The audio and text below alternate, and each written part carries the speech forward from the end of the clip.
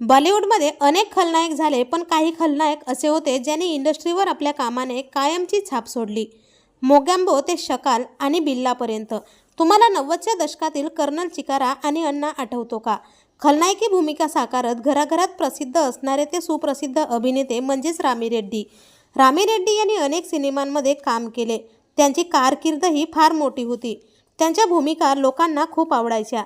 त्यामुळे प्रत्येक दिग्दर्शक आणि निर्मात्याला रामी आपल्या सिनेमात असावे असेच वाटायचे. ते एक असे अभिनेते होते ज्यांनी भोजपुरीपासून दक्षिणेपर्यंत खूप काम केले आणि आपलं नाणं खणखणीत वाजवलं. मात्र प्रसिद्धीच्या शिखरावर असतानाच त्यांच्या नशिबाचे फासे फिरले. ज्या दिवशी त्यांची प्रकृती बिघडली तेव्हापासून रामी यांच्या आयुष्यात कठीण काळाला सुरुवात झाली. ते व्यवसायाने पत्रकार होते. मात्र काही काळ काम केल्यानंतर त्यांनी नोकरी सोडली आणि चित्रपटांमध्ये रुजू झाले. चित्रपटांमध्ये त्यांची कारकीर्द सुपरहिट ठरली.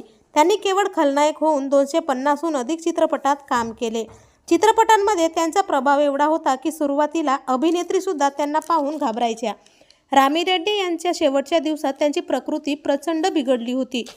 यात त्यांचे वजन देखील खूप कमी झाले. त्यांना पटकन ओळखणे देखील कठीण झाले होते. मूत्रपिंडाच्या आजारामुळे त्यांचे निधन झाले. सिकंदराबादमधील एका खाजगी रुग्णालयात त्यांनी अखेरचा श्वास घेतला. रामी रेड्डी यांनी खुद्दार, आंदोलन, क्रोध, कुर्बानिया, गुंडा, दादा, लोहा, रंगबाज, अंगारा आणि जानवर यांसारख्या अनेक चित्रपटांमध्ये खलनायकाची भूमिका साकारली होती. त्यांच्या मृत्यूने चित्रपटसृष्टीतील एक खुंखार विलन सिनेसृष्टीने कायमचा गमावला. ही पोकळी कधीही भरून न निघणारी आहे. तर आपल्या वायन मराठी न्यूजतर्फे या दिग्गज अभिनेत्याला भावपूर्ण श्रद्धांजली. मनोरंजन विश्वातील असेच नवनवीन अपडेट्ससाठी चॅनलला नक्की सबस्क्राईब करा.